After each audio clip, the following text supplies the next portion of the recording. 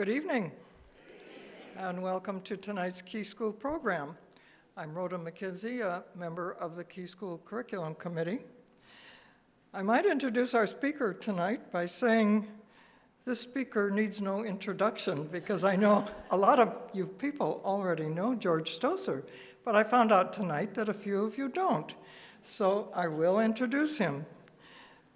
George has given a number of Keese School talks, and currently he is leading a Keese School daytime class called Great Decisions. He's also a past dean of the Keese School and a past president of the Asbury Computer Club. And he lives in the Courtyard Homes with his wife, Roxanne. He's a retired geologist and petroleum engineer, and he's a distinguished lecturer for the International Society of Petroleum Engineers. He's delivered more than 350 lectures in some 35 countries, and he's been a guest speaker on cruise ships. Tonight, his talk is about the world's largest island, and he was kind enough to do a preview to a group at Asbury that's called Nordic Friends. So I've seen it, and I can highly recommend this talk, which is entitled Making Greenland Great Again. So let's welcome George Stosur.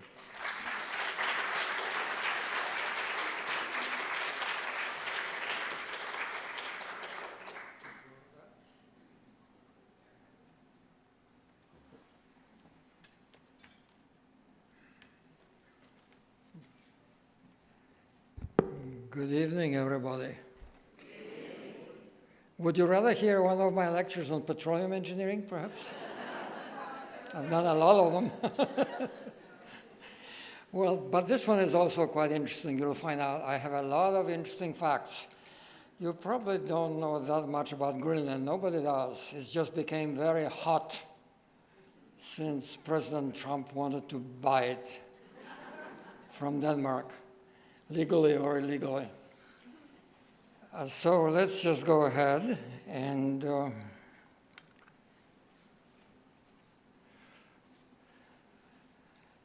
I should tell you something first.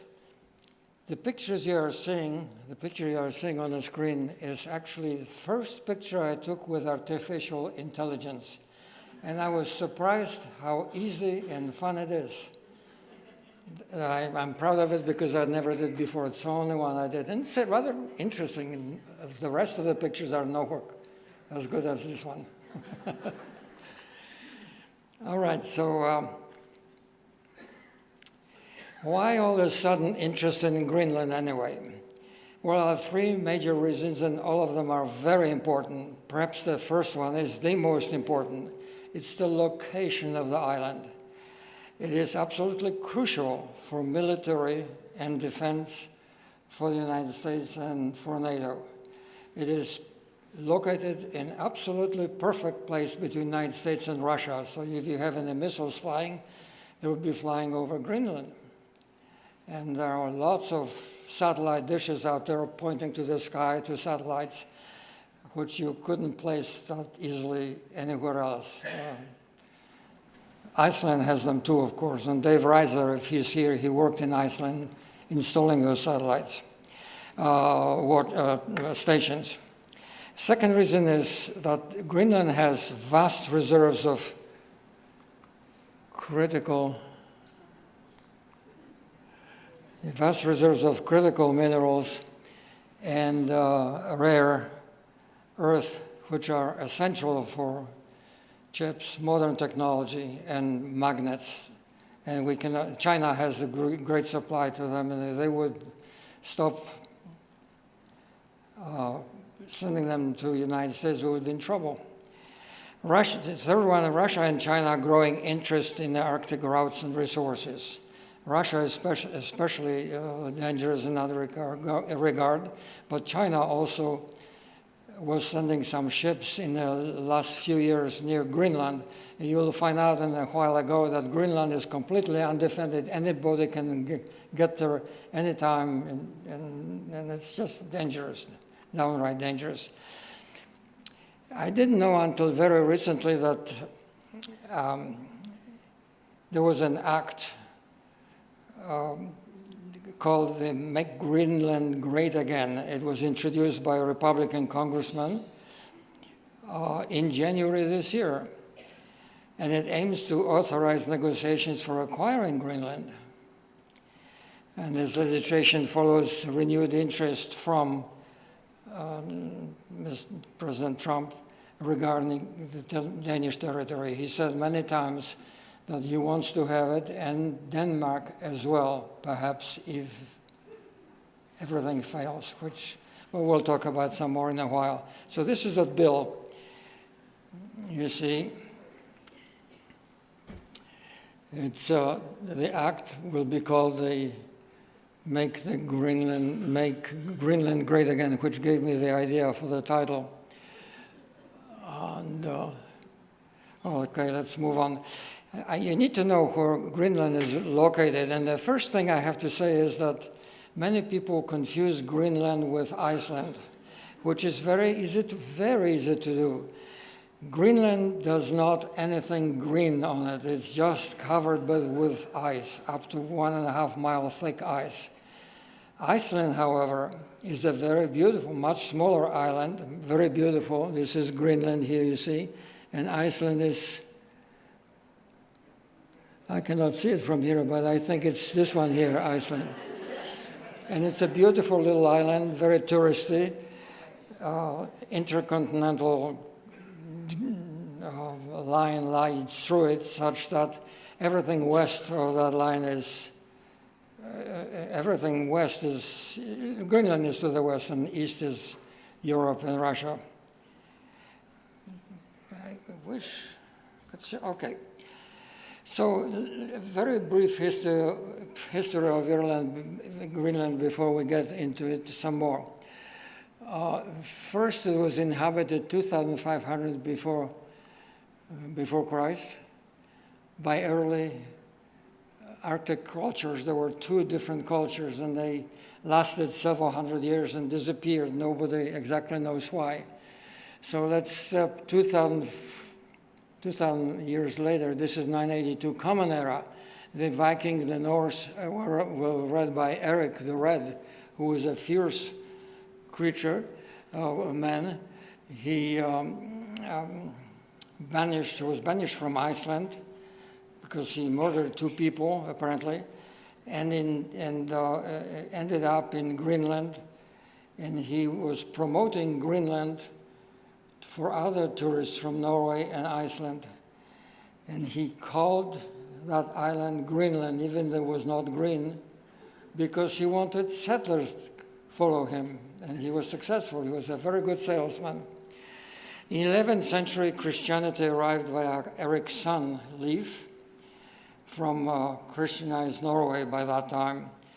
And in the 15th century, the Viking settlements declined sharply. It's not clear why. Perhaps because of the mini ice age, and perhaps the tribes were fighting with each other. In 1968, U.S. military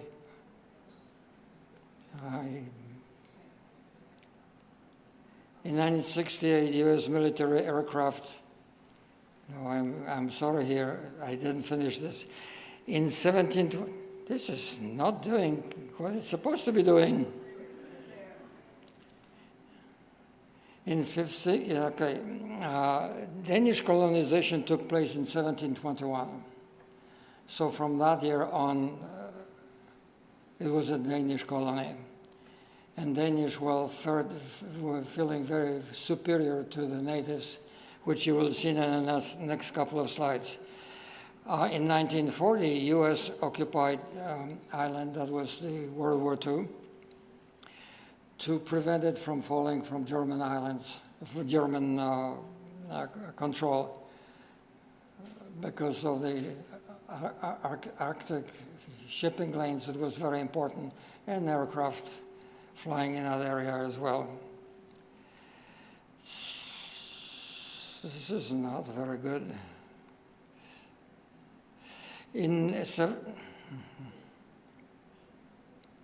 I'll have to cover it also. In 1979, Denmark granted home rule to Greenland, meaning Greenland was relatively independent. And in 51 to 52, U.S. built air base in northwest Greenland and had to relocate like 1 million or so people, which made very bad feeling for the local population. What we might not know that in 1960, that shortly thereafter, during the Cold War, U.S. had stored nuclear bombs in the island during the Cold War without Greenland knowledge and against their wishes, against the agreement. And in 1968, the U.S. military aircraft actually lost 4 thermonuclear weapons near the air base in Thule. And one of the bombs is still there. Some radioactivity was spilled, and thousands of tons of radioactive earth had to be shipped back and buried in the United States. It was a very expensive operation. But one bomb is still there under the thick ice. In 2025, President Trump, of course, made it famous by throwing the famous slogan, "Make Greenland Great Again." This is Eric the Red. He was a fierce man and was banished first from Norway to Iceland. I have to be careful not to mix up the two islands, and then he ended up in Greenland. He was an extremely good sailor, and his son later on is credited for discovering America before Columbus did. Now a little bit about geography and population. On the left side, you see the picture of Greenland here. The Nuuk is the capital in southwest Greenland, and most of it is completely covered with ice, some of it nearly 1.5 mile thick. The right picture, which is sources American Geophysical Union, the Americans have done a lot of reconnaissance out there ever since they built the base in Thule. Greenland bedrock, see what you see here in the center of it, the green one here? Would you believe that that is nearly 1 kilometer, which is 3/4 of a mile, below sea level, below sea level? Nearly all of it is covered with ice, but there is not enough ice perhaps on the outskirts, on the outside of islands, so the islands are visible. The rest of it is, there are islands there too, but they're just covered by nearly, some say 2 miles thick ice. This was done by ground penetrating radar from satellites. The US has done it. 95% of Greenland population lives right here, which is a very small part of all of Greenland. But what's on the right side here is interesting. Here you can see, first of all, Greenland is the largest territory in the world, largest island in the world. The area of Greenland, which no one surprises me, is about 3 times larger than Texas. Let that sink in.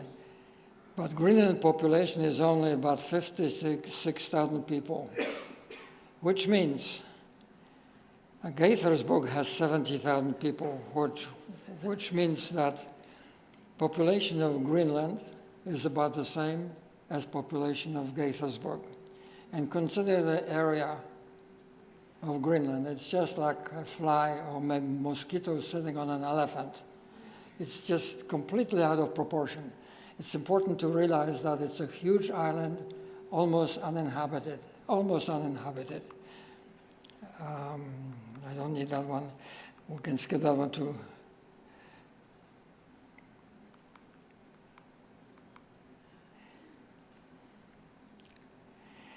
The spiral case is a very famous case. Just a minute. Okay. In 1960s to 70s, which is not that long ago, Greenland was subject to one of the most impactful eugenics program ever implemented by any country. And Denmark is very ashamed of it. At least 4,500 Inuit women were involuntarily implanted with IUDs without their knowledge or consent. It was about half of the fertile population at that time. Some of the women were as young as 12 years old. And some of the villages almost did not have any children for about a generation because they focused on villages rather than towns. In a generation, birth rate declined by 50%. Public officials at that time blamed declining birth rate on poverty and cultural trends. And the extent of it was kind of kept hush-hush, but it was all in public that the involuntary program was done, and it became known in 2022 as the spiral case. And the next slide will show you something interesting.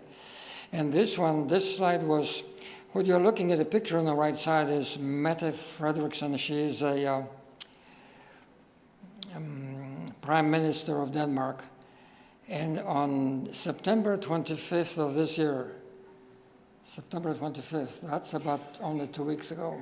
That's how new this is. Prime Minister of Denmark issued an apology to Greenland in which Danish doctors forced birth control devices on women and girls. And the practice went on for decades. Many patients didn't even know that IUDs were implanted in them. Remain a painful symbol for generations of mistreatment of Danish doctor. And here's what 2 weeks ago for Prime Minister apologized to all of Greenland. I will read that for you. Dear women, families, and Greenlanders, today there is only one thing to say to you. On behalf of Denmark, I apologize. She said in the capital of Nuuk, and she was visibly moved when she said that. Many victims cried. She said, sorry for what was taken from you and for the pain it caused. I can't imagine any member of current administration in the United States apologizing for anything. Alleged purpose of the forced contraception. It was to limit population growth by preventing pregnancies, obviously. At the time, population was rapidly increasing because of better living conditions and better health care. That was shortly after World War II, when Greenlanders were,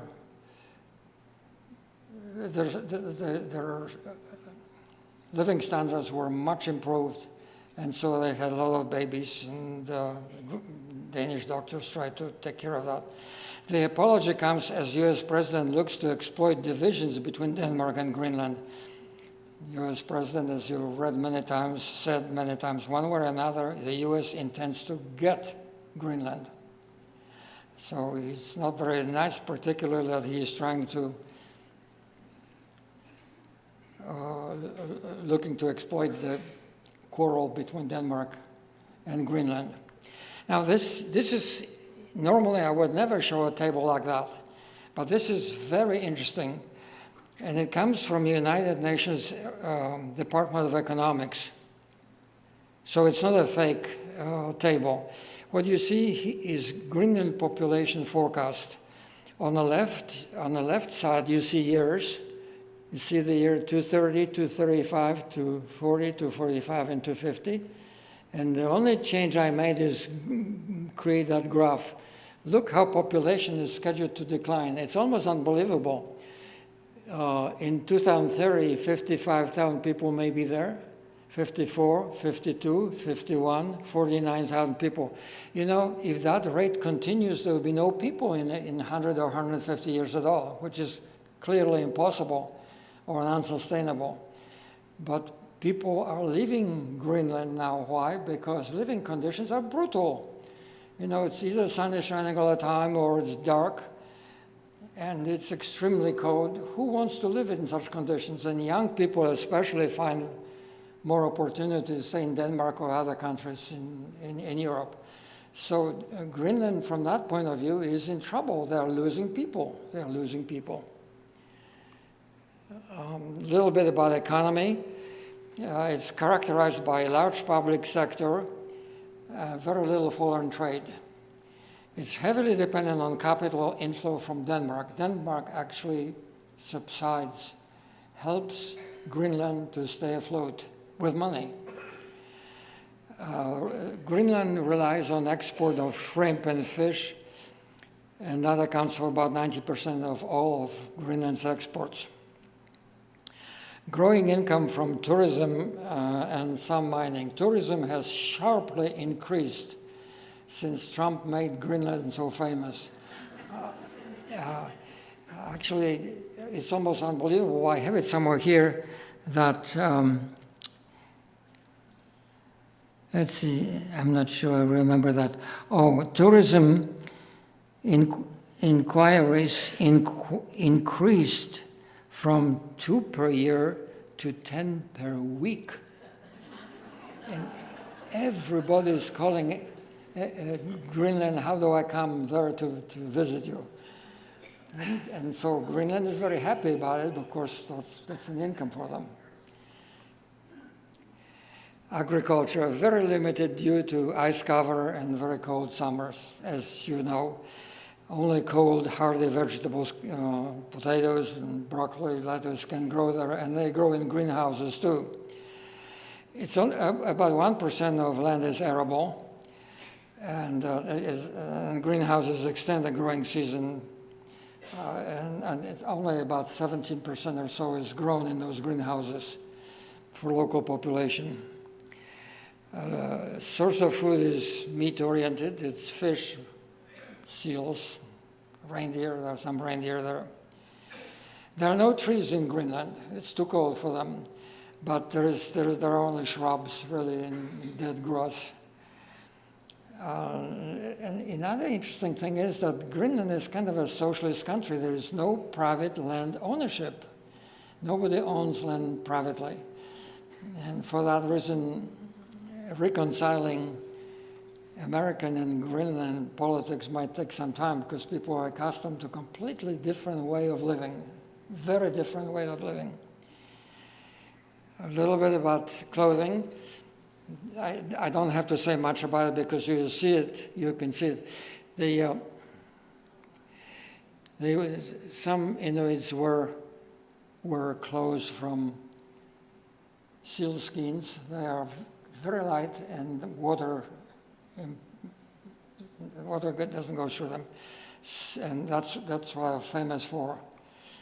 This picture is from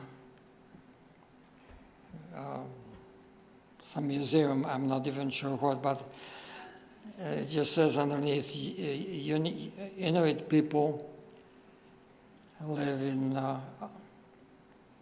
on the island for 1,000 years, and they lived about 5,500 years, 2,500 before Christ was born.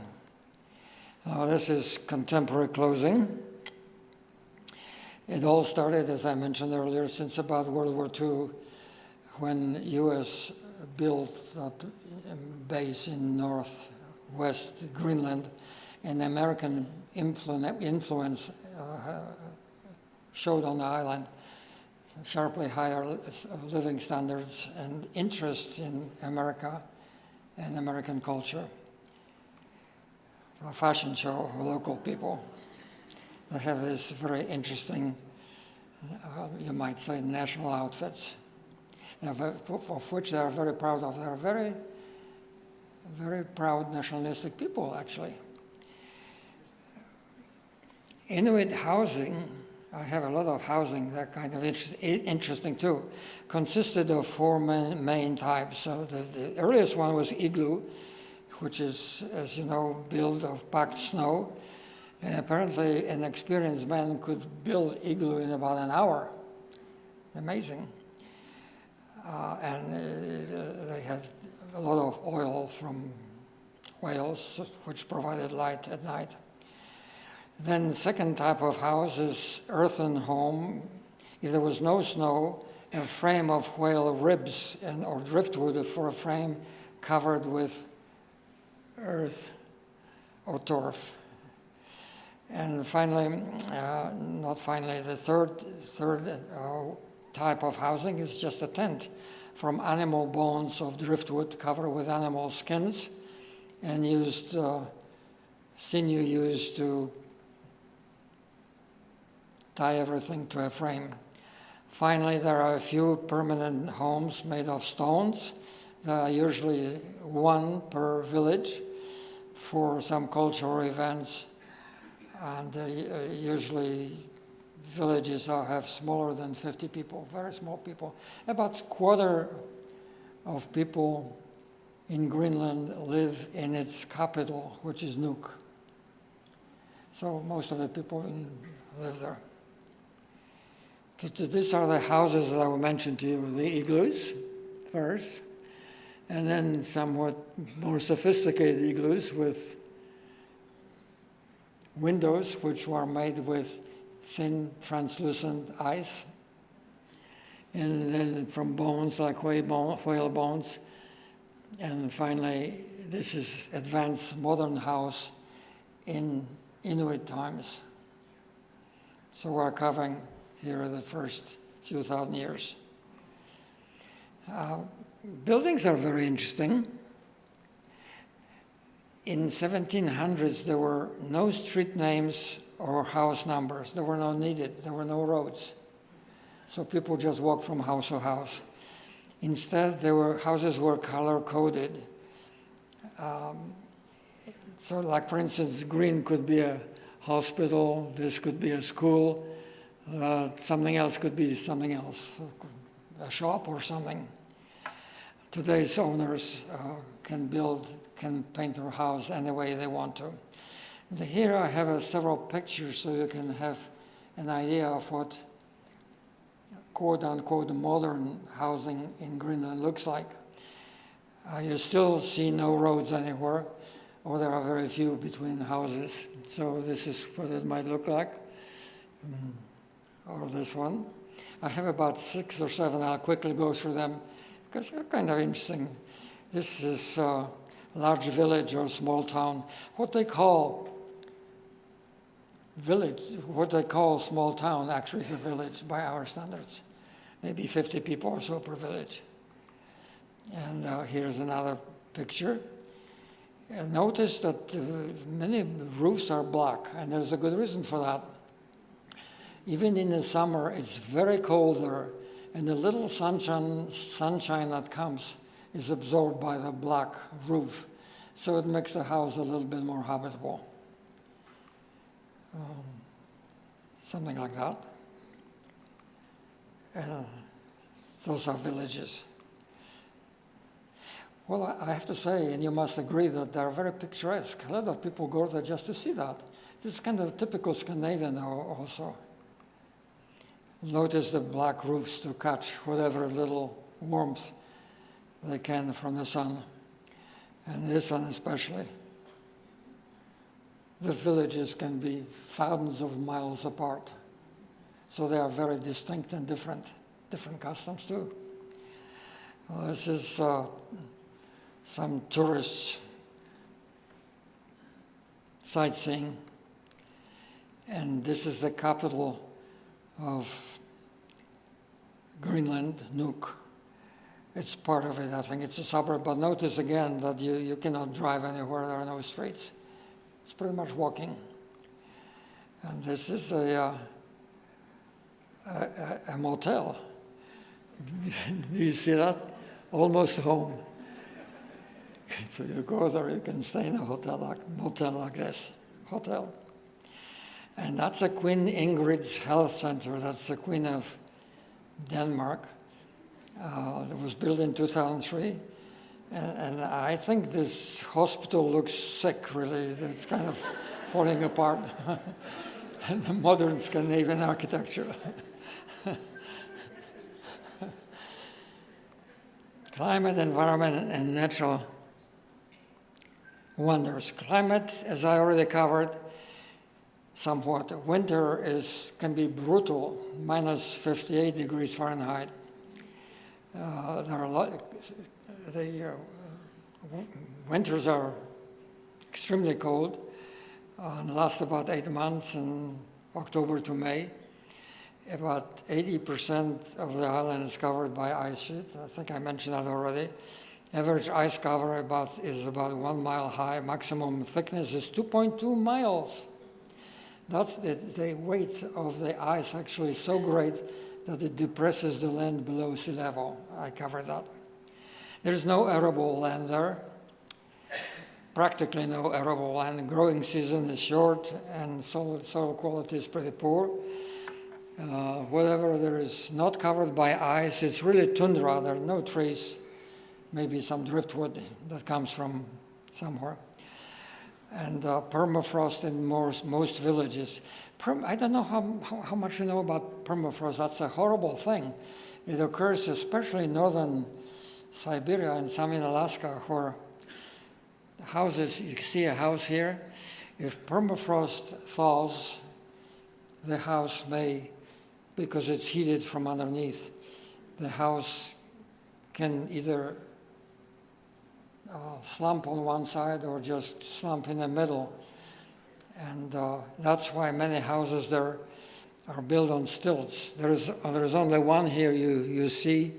I think it's this one here. Many houses are built on stilts wherever there's permafrost to prevent destruction of housing. There's a lot of dog sledding there. The pictures you see here they do dog sledding for communication, for transportation to be sure, but these are for tourists, really, dog sledding races. J.D. Vance went there once to visit dog sledding, and he was not very well received. I think I have a slide about that. Other polar bears in bears, yes, and there are 2 or 3 different types. Greenland is so isolated that one of them was discovered only in 2002. And they survive in fjords by hunting on glacial melange of ice rather than sea ice, so they have different feeding habits. But, okay. Kayak, that's an Inuit word. Kayak. It literally means hunter's boat. It's for hunting seals and whales, and they're very skilled at that. They should be. They had a lot of time to practice it. It's very light, fit to owner's distinct shape. Actually, it's built to a shape of a person. It's covered with dried, stretched seal skin all the way from kayak up through the whole body, and even perhaps the head, so that you can just see and talk, but you're all one part of the kayak and the body.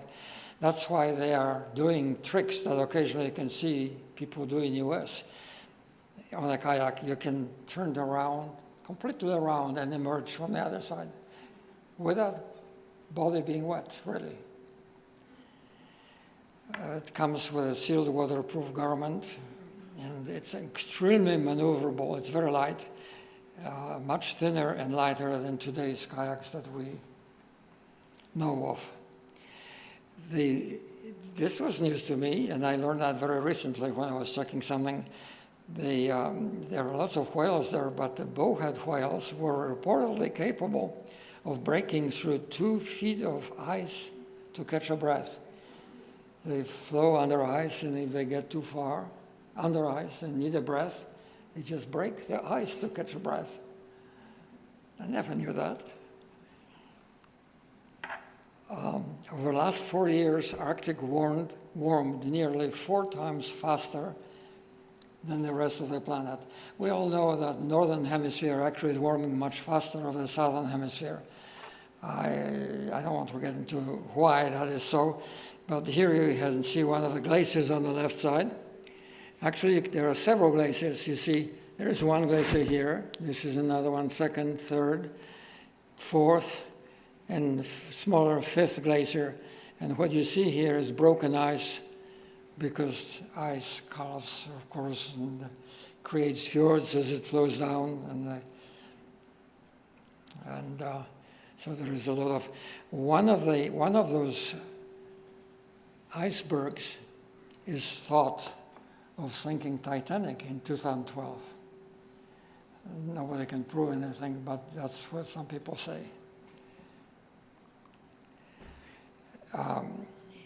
One of the interesting things about the glaciers in England, there are thousands of them, literally thousands of them.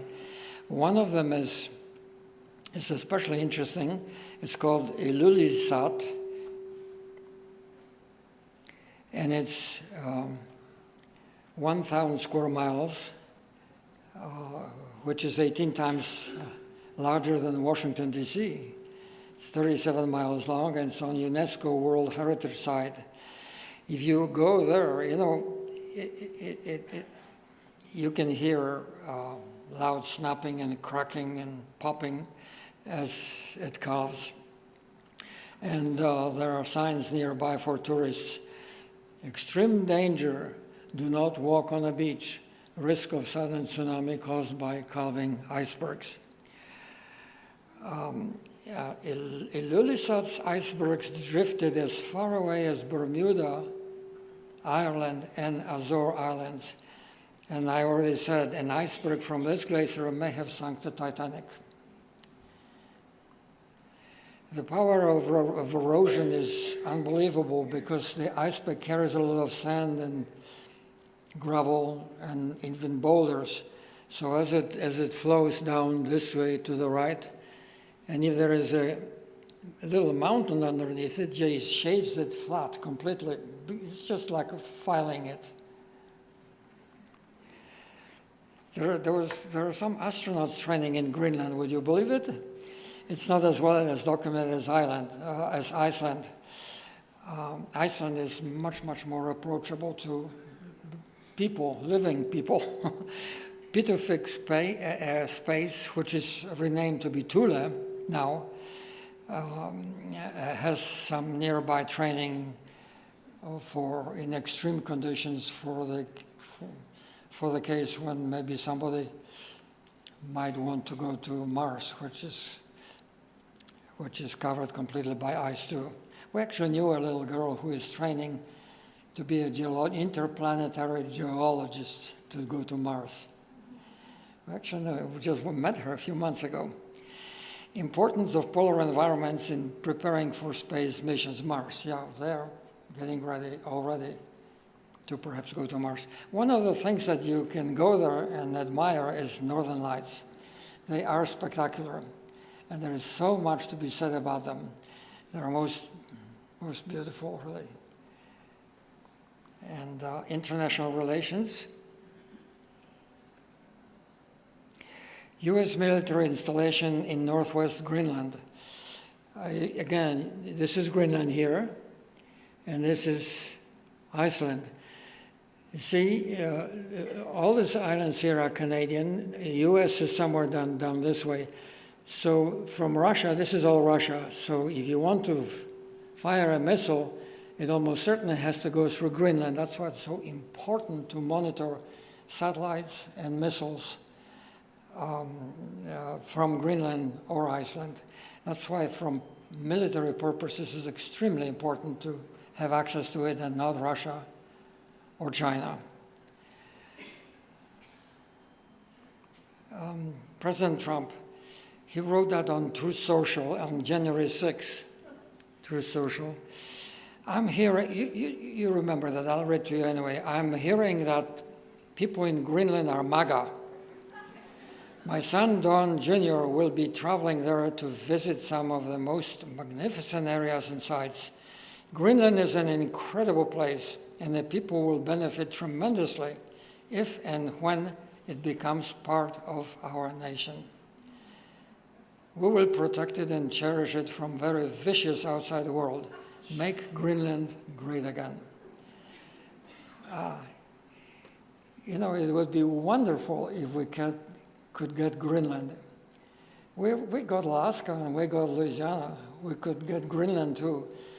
But the way politicians approach the purchase of Greenland or getting Greenland is just create enemies overseas in Europe, especially Danes, which were very pro-American, are really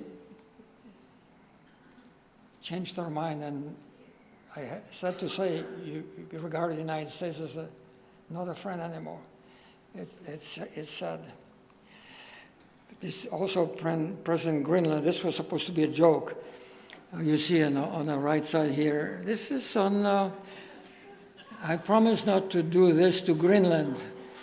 And then he put it on real Donald Trump website. I think it's his own website. I never look at it, so I don't know, but apparently he put it on. So again, I'll read it here, what's in yellow. I don't rule it out. Okay, he said that on Meet the Press. And the question was whether he would rule out using force against England. I don't rule it out, Trump told NBC News. I don't say I'm going to do it, but I don't rule out anything. We need Greenland very badly. Greenland is a very small amount of people which we take care of, and we will take care of, and we'll cherish them and all that, but we need that for international security. We do, that's true, but the way things are approached are, in my opinion, not right. We're working with everybody involved to try and get it. Trump said in March, while speaking to Congress, one way or another, we're going to get it. Now, if you live in Denmark or even in Europe, you don't appreciate that very much. Okay, we will, should use, J.D. Vance went to Greenland on a vacation, ostensibly to ride the dog sledding or something. He was not welcomed at all. He went there for 3 days, but he stayed only 1 day. He went to U.S. base in Thule, where he found friendlier reception. And the Greenlanders wore this hat here. Do you know what it says? Make America go away. Mineral and metal deposits, I will have to hurry up, but they are enormous. And it's really to great advantage for the United States to one or another get Greenland. Again, we got some other big, you know, Alaska and Louisiana and other places. With the right approach, we could get Greenland too, especially because there are some Greenlanders who are very curious about the United States, and some actually would like to be part of the United States. Not that many of them, but there are some. In 2023 report by European Commission, Greenland has 25 of the 34 minerals deemed critical raw materials, strategically important for Europe's industry and the green transition. Europe is trying to get it away rather than the United States. And it would be nice to change that attitude somehow. End of Denmark's love with the United States. That comes from Wall Street Journal. Well, I think I already mentioned that Trump went in his private plane, to do some dog sledding. He found out he was not welcome, and he left after 1 day only. Okay, there was some, Denmark revealed that 3 American men with ties to the White House were engaged in a variety of activities, compiling lists of Greenlanders sympathetic to the U.S. and those critical of Trump. Basically, Denmark says that U.S. was spying on Greenland. And Prime Minister of Greenland responds to the spying charges by saying, we are supposed to be friends, we are allies. Allies don't do such things. Notice how diplomatic language this is written. Very polite, really. Not threatening of invading you if you don't agree. Okay.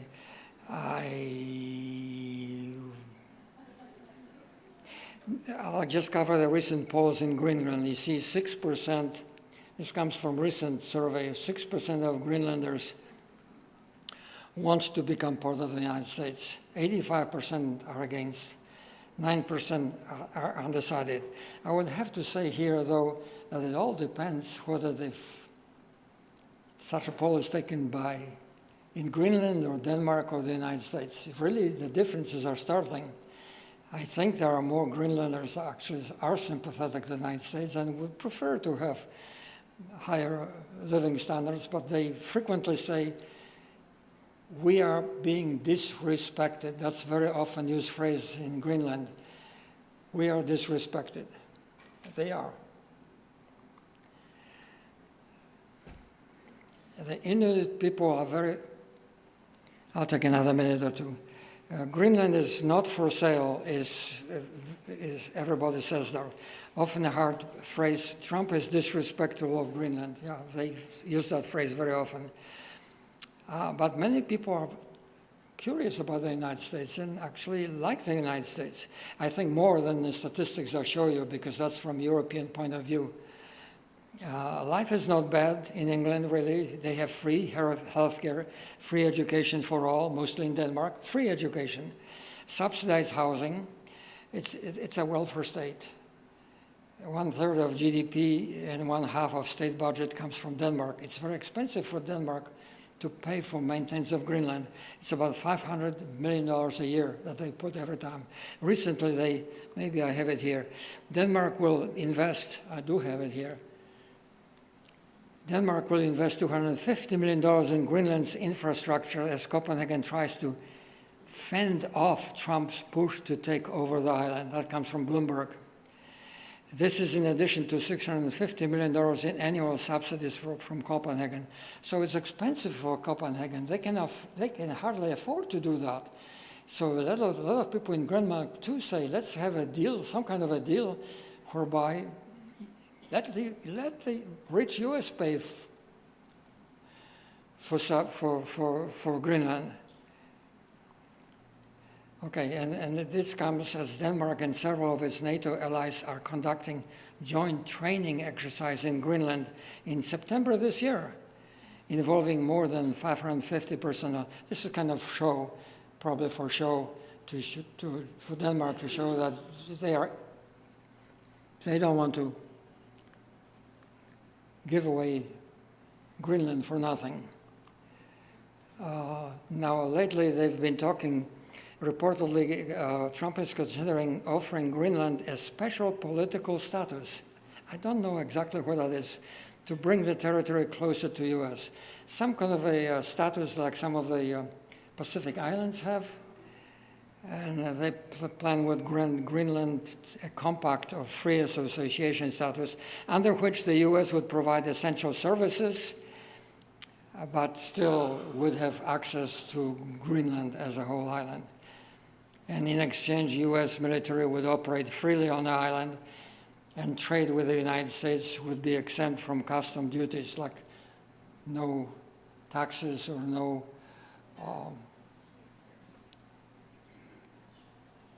What's the tax that we're all talking about lately? Yes, thank you. Okay, now you want to go to Greenland? The tourism in the last year or so skyrocketed, and there is United is the first flight and the only carrier with direct flights to Nuuk from New York. It started on June 14th, and it was Trump's birthday. How about that? It's a cost about $150 one day, and what to experience, all kinds of things I also told you whale watching, and I'm not promoting anything. In fact, I'm making a disclosure here. I'm not a travel agent. Okay, so we already know why Greenland is important, so, and I am running out of my time. I'm okay. You know Rhoda. Who doesn't know Rhoda? Anyway, she flew from Europe to, I think, to New York City over Greenland, and she took the picture, this picture, through the window of it. And I flew many times over that part of the world and never was able to do decent pictures because the windows are smeared by kids and scratched maybe. This is a very good picture. So I accused Rhoda of opening the windows in the aircraft and taking a picture. She didn't deny, so that means that she probably did it. I wouldn't advise that you try to do it. All right. Thank you very much. That is it.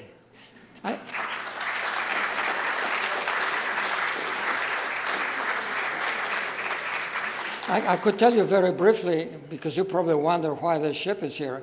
I prepared this lecture 5 or 6 years ago for a cruise on this ship from Norway via Iceland, Greenland to Canada. And this was a time when the COVID-19 pandemic started and all cruise ships were stopped, including mine. So I did not do the lecture, I just updated it. That's all I did, it was easy. Go ahead. Any questions?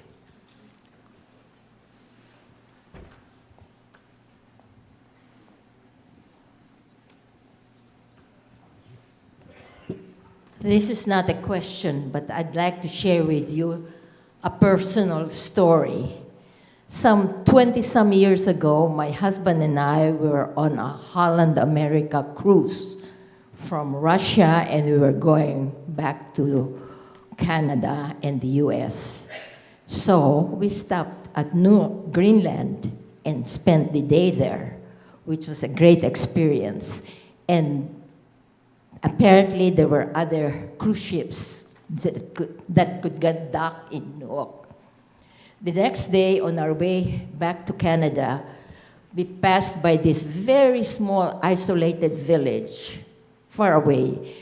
And it must have been the first time the residents saw a ship. And we parked in front of the village, far away. And they all lined up and waved at us. And our captain said, we should do something for them. So he got the crew on a boat and sent them a gift of something they would never find anywhere. Guess what it was? We gave them pizza. And in return, they filled our boat with fresh fish, and that evening, we had the freshest fish dinner you could ever get.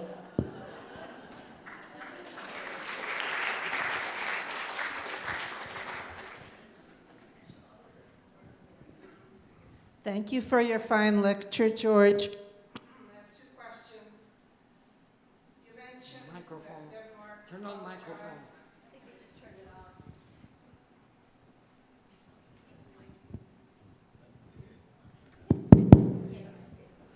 You mentioned that Denmark apologized for the forced sterilization program. I'm wondering whether the United States apologized for losing hydrogen bombs over Greenland, which is still there somewhere. My second question is, does Greenland have its own parliament? Do Greenlanders have seats in the Danish parliament? What's the government like? Okay, all right. The first question, I don't think they apologized because it was kept secret for a long time until it became public. I really don't know whether they apologized, but I made a comment that I would not be surprised if they did not apologize. America would not apologize to Greenland for what has happened. It was an accident. And to be sure, U.S. lost some nuclear bombs offshore, East Shore and in the Mediterranean. I don't know whether they apologize or not. I don't know how that works. And the second question is, Greenland has special independent status, but yet it's connected to Denmark somehow. So they had their own elections, for instance, and they were honest. They were not rigged in any way. So they can rule themselves, but they are still supported by Denmark simply because it's a huge amount of land, and Denmark doesn't want to just give it away or sell it for nothing. So some important decisions still have to be made in Denmark. About the parliament, I'm not sure about really whether they have their own parliament or not. They do because they have prime minister. Yeah. And prime minister apologized for mistreating. I have a comment. I'm back here, George. You mentioned in giving the history that Greenland was named by Eric the Red, and his son, Leif, used Greenland as a staging area for going further west and was the first European that we know of to come to North America. And there, you didn't mention, but there is a settlement in Canada that has been identified. It may be the area that Leif Erikson and his followers settled and lived at for about 3 years. And it's thought that they did come down further, possibly into what is now the United States, but that hasn't been proven. Anyway, I don't know if you know that today is Leif Erikson Day, October 9th, celebrated by people of at least of Norwegian descent. This is all true, and more is found in Canada, proving that the Norse were there before Columbus was. Any other questions? George, I'm wondering if there's, they can't hear me, so you can repeat. Is there a religion that's practiced in?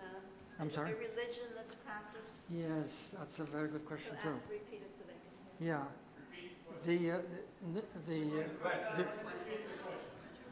Thank you for reminding me.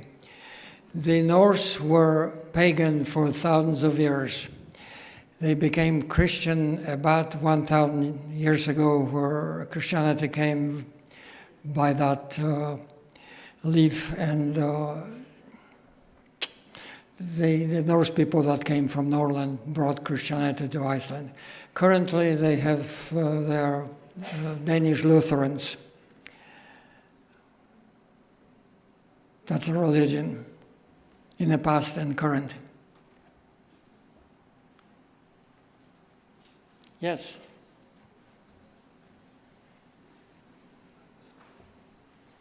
I just wanted to say how important Greenland was in earlier times. When Europeans were looking for the Northwest Passage, their ships stopped in Greenland to refresh themselves, get fresh water and so on.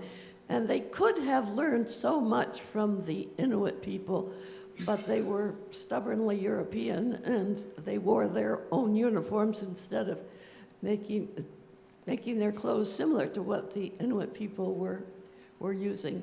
They could have learned a great deal more than they did.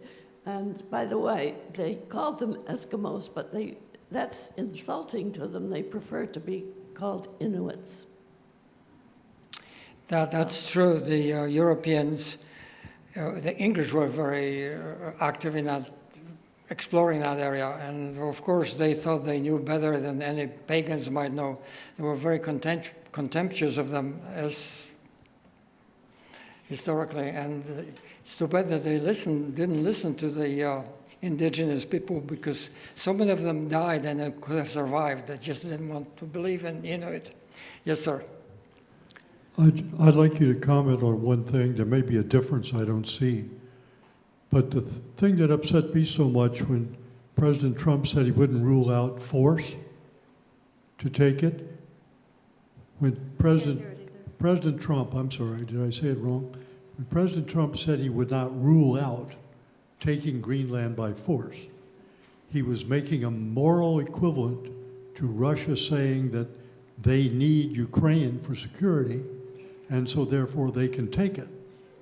And I felt that there could not have been a worse time on earth to set up a formula that says if a big country needs something for their security, they can just take it by force.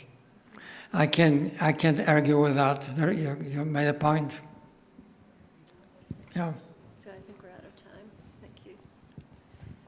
So thank George again for